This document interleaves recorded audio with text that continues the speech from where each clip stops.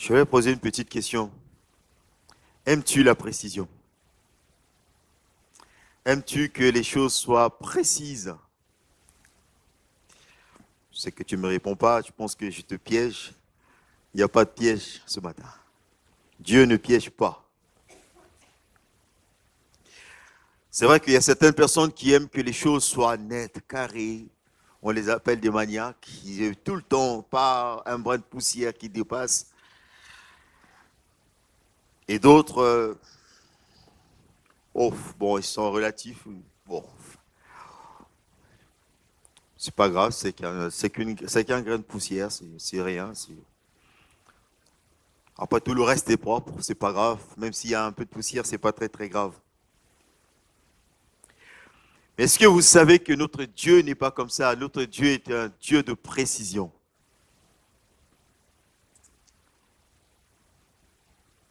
C'est celui-là qui appelle nuit, nuit, jour, jour. Il ne mélange pas.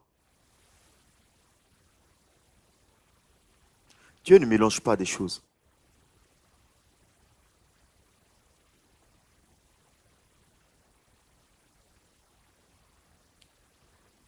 Notre Dieu est Dieu de précision. Il fait tout à merveille, mais vraiment d'une manière précise. Il n'y a qu'à voir notre corps, comment il est. Alors, je ne sais pas pour toi, mais est-ce que tu te dis que tu te considères comme une créature merveilleuse? Ah ben moi aussi. Et cela n'est pas une raison de nous amener au narcissisme, hein, non. Non, c'est pas ça. C'est-à-dire que Dieu a créé les choses d'une manière précise, bien, propre et carrée et nette. Et c'est pourquoi il appelle nuit, nuit, jour, jour. Le mal, mal, bien, bien. Il y a le oui et il y a le non. Il n'y a pas un mot qui dit à la fois oui et non. Bon, on peut dire peut-être. Il y a un adage qui dit que j'ai eu ça en Bretagne ici, il dit en disant peut-être, on se trompe pas, on se trompe que de moitié.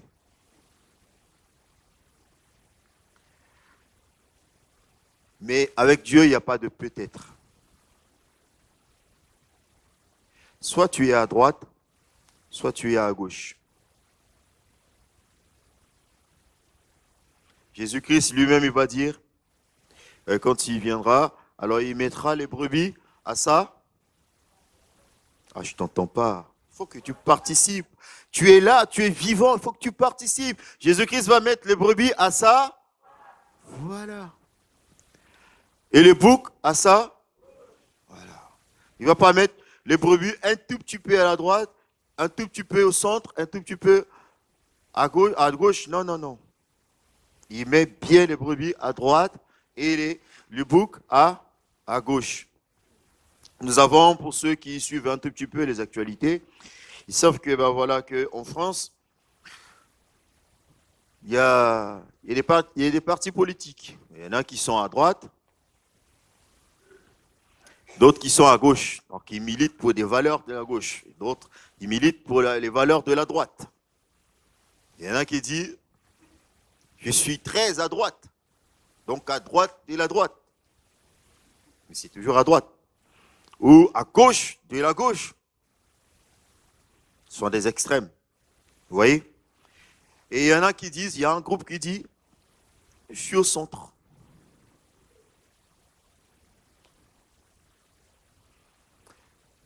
Je vous mets au défi. Mettez 2 chaises côte à côte et puis asseyez-vous au milieu. Après, on en parlera après le culte. Hein. Ben, on va faire l'expérience après. Je suis au centre. Je suis au centre. Je suis, allez, on va dire, un tout petit peu à droite, un tout petit peu à gauche. C'est une position qui n'est pas facile. Parce qu'à un moment donné, il faut trancher. Donc celui qui est à gauche, il va défendre à la fois les valeurs un peu de droite, les valeurs un peu de gauche. Parce qu'il faut qu'il trouve son centre d'intérêt. Il faut qu'il trouve aussi des causes à défendre. Mais d'être à gauche, parce que celui qui est à gauche et celui qui est à droite, ceux qui sont à droite, ils sont nets et disent, ils défendent leurs valeurs. Il y a une ligne de valeur et ils défendent. Et ceux qui sont à gauche, ils défendent aussi une ligne de valeur. Ceux qui sont au centre, il faut qu'ils défendent quelque chose. Au moins, allez, on va prendre un tout petit peu à droite, on va prendre un tout petit peu à gauche. On est d'accord avec les gens de droite, mais pas tout à fait. Et on est aussi d'accord avec les gens de gauche, pas tout à fait, jusqu'à une certaine limite. Mais c'est tout ça pour te dire encore ce matin que Dieu ne fonctionne pas comme ça. Si je peux intituler ma prédication ce matin, je dirais, choisis ton camp.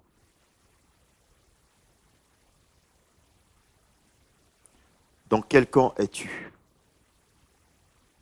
Choisis ton camp. Parce que le Seigneur est d'une précision remarquable. Alors, il indexe personne, il accuse personne, mais il parle.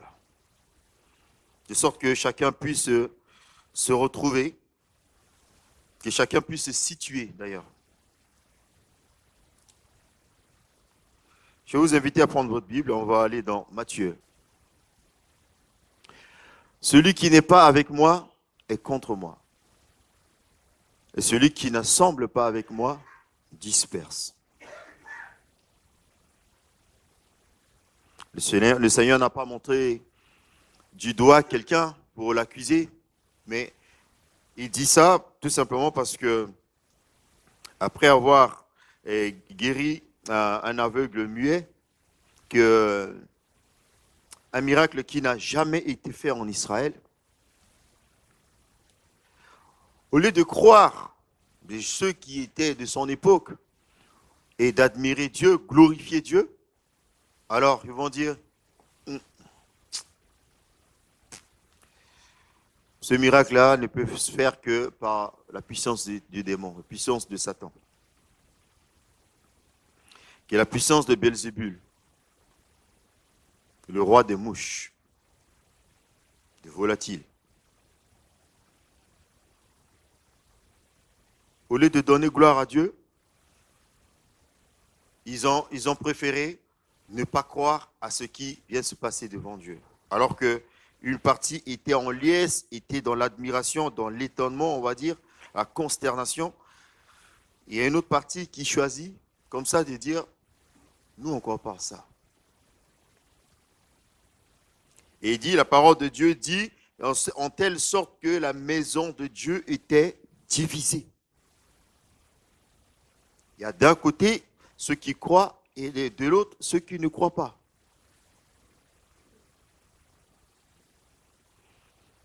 Et Jésus, vers la fin, va faire des discours et après il va dire, si tu n'es pas avec moi à les œuvres que je fais, tu es contre moi. Voilà ta position.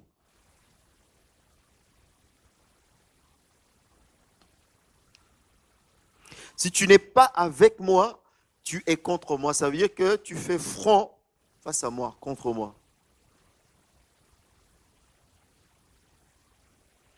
Mais il dit ça aux gens de son époque, ces gens qui se disaient croyants. Et ça, cette scène, croyez-moi, ça s'est passé dans le temple de Dieu, dans une synagogue, où un jour Jésus est entré et il a vu un aveugle né, plutôt aveugle muet, un aveugle muet, et c'est en ce moment-là que lui, il sait quoi? Il a fait ce miracle. De sorte que les gens étaient hors d'eux. Et tous ceux qui étaient là étaient censés être à Dieu. On est bien d'accord. C'était quand même le peuple de Dieu qui était baigné dans la parole dès sa jeunesse, dès son jeune âge, qui connaissait Dieu par les paroles et qui attendait un Messie, qui attendait que le Messie puisse venir, le Christ qui vient délivrer son peuple.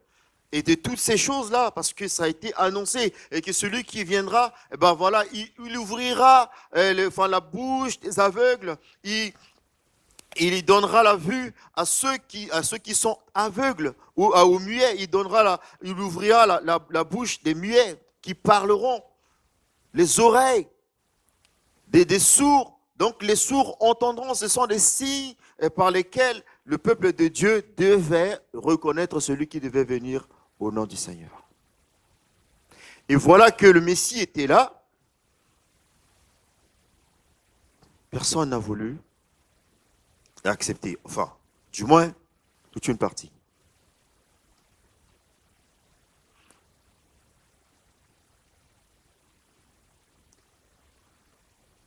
Et c'est là que le Seigneur va dire, celui qui n'est pas avec moi, qui n'est pas dans mon camp, à moi,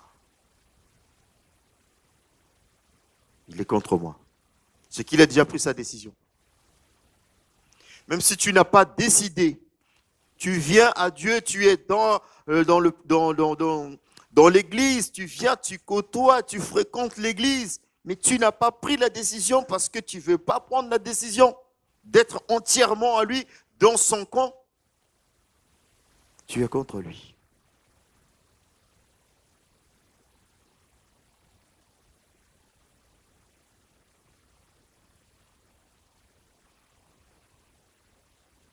Mais le Seigneur veut encore nous amener plus loin ce matin. Parce que dans ce verset, il y a la partie A et la partie B. Il dit, celui qui n'est pas avec moi est contre moi, virgule, et celui qui n'assemble pas avec moi disperse.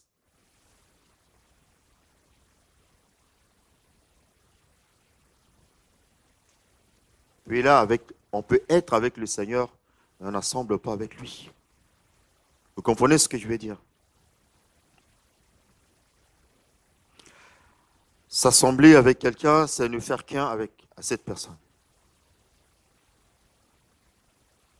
Vous allez comprendre que vous côtoyez la parole de Dieu, vous allez comprendre que quand Dieu a créé Adam et Ève, il dit, maintenant, il a passé cette déclaration que l'homme quittera son père et sa mère, s'attachera à sa femme, les deux deviendront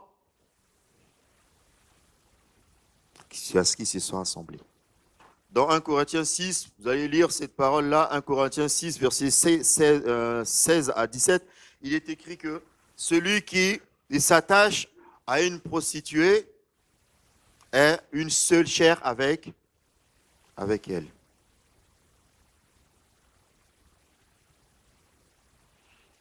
Mais celui qui s'assemble avec Dieu, celui qui s'attache avec Dieu, s'assembler ou s'attacher, c'est la même chose, est avec le Seigneur un seul esprit. Et avec le Seigneur et avec lui, un seul esprit. Donc celui qui ne s'assemble pas avec Jésus-Christ,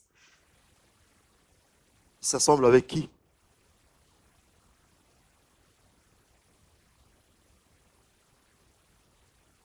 Celui qui ne s'assemble pas avec le Seigneur, il a déjà pris sa position. Donc il n'est déjà pas avec le Seigneur et encore moins s'assembler avec lui.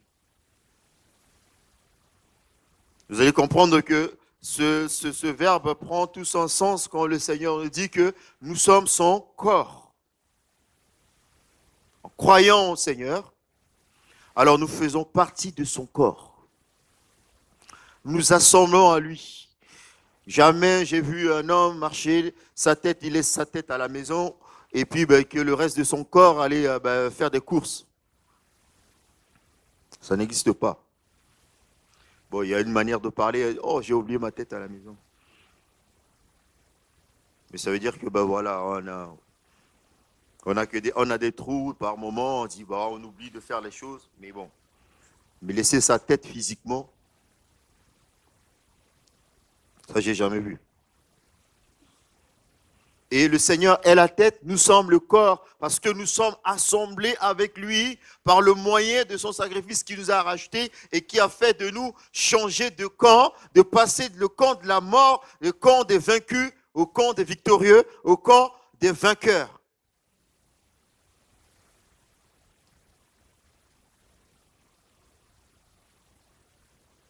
Nous sommes non seulement avec le Seigneur, mais nous ne faisons qu'un avec lui. Et c'est ce que le Seigneur veut encore pour toi ce matin. Choisis ton camp.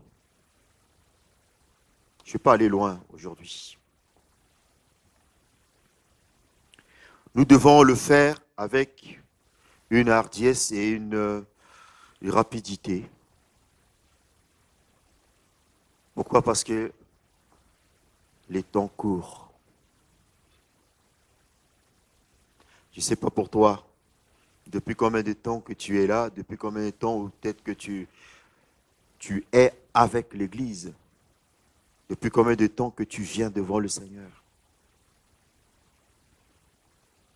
As-tu pris cette décision ferme d'être réellement avec lui et d'aller plus loin, t'assembler avec lui et ne faire qu'un avec lui? Tu répondras à cette question dans ton cœur. Est-ce que si le Seigneur se présente là, ce matin, à l'instant où je parle, tu diras, Seigneur, je fais qu'une seule chair avec toi. Est-ce que tu pourras dire ça? Par le degré de ta foi? Tu réponds dans ton cœur. Je ne te demande pas de répondre avec moi. Le Seigneur sait qui tu es. Mais tu dois prendre position aujourd'hui. Tu dois choisir ton camp et d'une manière nette aujourd'hui. Pourquoi? Romains 13, versets 12 à 14. Nous sommes les enfants du jour. Du moins si nous croyons véritablement en Jésus-Christ. Du moins si nous avons véritablement choisi notre camp, le camp de la lumière. Mais cette parole dit encore aujourd'hui, il dit, la nuit est avancée, le jour approche pour les enfants du jour. Et nous sommes. Dépouillons-nous donc des œuvres des ténèbres et revêtons les armes de la lumière. Marchons honnêtement comme en plein jour, sans excès de table, ni de boisson, sans luxure, ni dérèglement, sans discorde, ni jalousie. Mais revêtez-vous du Seigneur Jésus-Christ et ne vous mettez pas en souci de la chair pour en satisfaire les convoitises. Amen. La nuit avancée, la nuit est avancée. Le Seigneur nous a rappelé maintes fois de nous préparer parce que ça va arriver comme ça, net. C'est pourquoi, avant de pouvoir nous préparer, il faut que nous soyons dans le bon camp et que nous soyons avec le Seigneur. Et encore, nous devons nous assembler au Seigneur. Nous devons nous attacher au Seigneur. La parole de Dieu dit ici, nous devons nous revêtir de Jésus-Christ, notre Seigneur.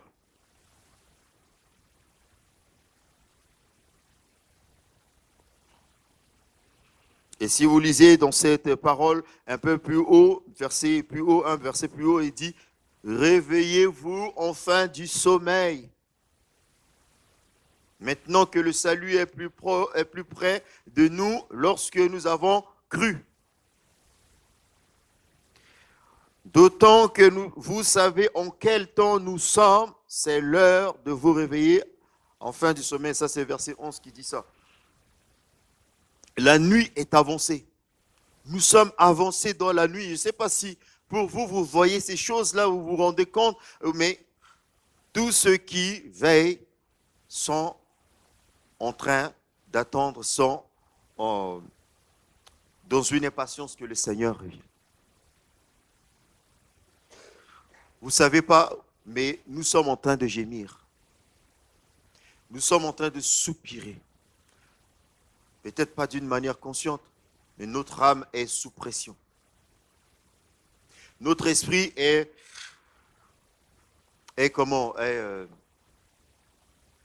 sous pression en ce moment. Et le Seigneur connaît ces choses. Et c'est pourquoi il dit, revêtez-vous du Seigneur. Et nous devons marcher d'une manière honnêtes les uns avec les autres. Dit comme en plein jour, sans excès de table. Je ne sais pas encore si nous courons encore après les choses de ce monde. Qu'est-ce qui prend la place, qu'est-ce qui prend vraiment beaucoup de place dans notre cœur? Qui nous amène, on va dire, qui nous amène à être contre le Seigneur. Parce que le Seigneur a dit, celui qui n'est pas avec moi est contre moi. Celui qui marche encore dans la jalousie est contre le Seigneur. Parce que la jalousie, ça vient de l'ennemi. Celui qui marche encore dans l'excès de table, c'est-à-dire qu'il faut qu'il pense qu'à manger. À un moment donné, il faut aussi laisser la bouffe, permettez-moi l'expression, et prendre des temps de jeûner et prier. Déjà d'une manière personnelle et aussi avec le groupe, avec l'entourage. D'une manière personnelle, c'est bien, ça donne l'autonomie. Que si les gens ne sont pas là, au moins toi-même tu le fais. Parce que tu cherches quelque chose de particulier. Parce que tu veux t'attacher avec le Seigneur. Vous savez, l'attachement est individuel d'abord. Hein. Chacun doit faire sa part. Il n'y a pas une grande croix. Il y a une grande croix que peut-être tout le monde peut porter, que l'Assemblée peut porter. Mais il y a une croix individuelle que chacun doit porter.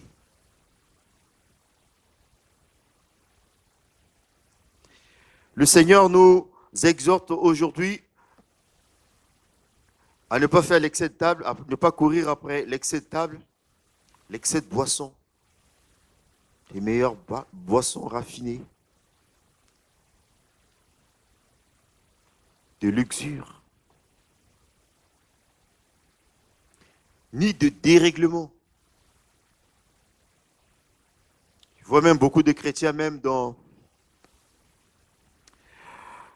sur les réseaux sociaux, se livrent au dérèglement.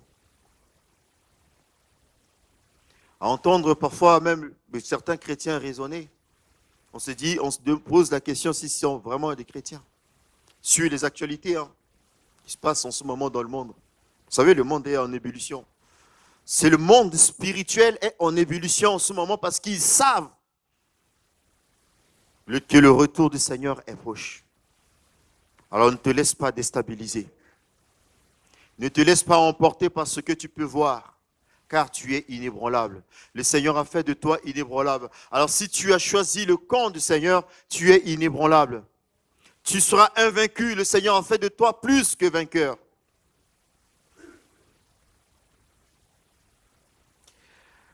Le Seigneur nous a dit encore de ne pas courir après les discordes. Vous savez, les discordes, c'est les divisions. C'est le camp de l'ennemi qui est divisé. Et Jésus a dit dans ce verset que nous avons lu ici, Matthieu 20, verset 12, verset 30, Matthieu 12, verset 30, il dit,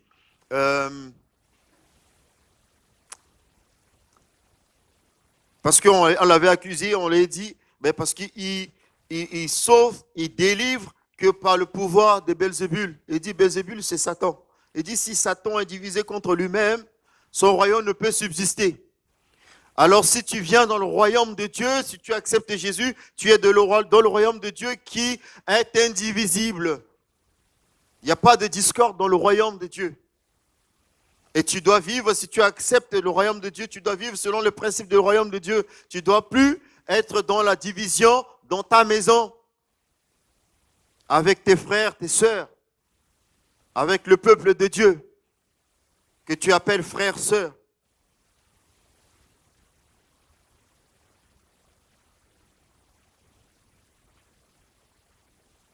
Tu ne dois pas être dans la discorde. Avec les gens même à l'extérieur, encore moins à l'intérieur. Parce que ce sont ces choses-là qui vont te faire être contre le Seigneur. Il dit, mais revêtez-vous du Seigneur Jésus-Christ et ne vous mettez pas en souci de la chair, ces choses qui font plaisir à la chair. Est-ce que nous courons encore après les choses du confort, des choses qui vont nous permettre de nous réjouir dans la chair? Faire du bien à son corps, c'est pas quelque chose de mauvais. C'est le Seigneur qui veut ça. Mais est-ce que nous laissons plus de place à ces choses-là? Ma maison, je vais ma voiture et je veux cette voiture, même si ça coûte cher. Ouais, tu commences à te tracasser la tête pour dire, je vais mettre de côté, je vais faire des crédits pour acheter une voiture qui va me coûter une blinde, mais je vais l'acheter, je vais accéder. Si je n'accède pas ça, je ne serai pas content, je ne serai pas tranquille. Si je n'achète pas des vêtements de luxe, je ne serai pas tranquille, je ne serai pas bien. Et je serai qu'un moins de rien dans la société. Et je sais, si je n'achète pas une maison, ça ne me suffit pas. Il me faut une deuxième maison. Ça ne me suffit pas, une troisième maison. Il me faut acheter un bateau. Il me faut acheter ceci. Toutes ces choses-là, si on donne trop de cœur, trop d'importance à ces choses, ça nous éloigne du Seigneur et ça nous ramène dans l'autre camp, à être contre le Seigneur. Celui qui est du Seigneur va tout de suite savoir que la nuit est avancée. Le Seigneur est proche et le Seigneur l'a averti plusieurs fois. Je suis à la porte, les temps sont finis. La porte est en train de se refermer, donc prenez position avant qu'il ne soit trop tard. Mais celui qui est déjà à la bonne place, il ne craint rien.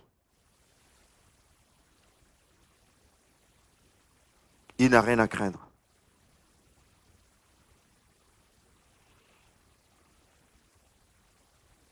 Vous savez, quand quelqu'un attend, il attend quelqu'un de plus important à venir à la maison où il a des invités.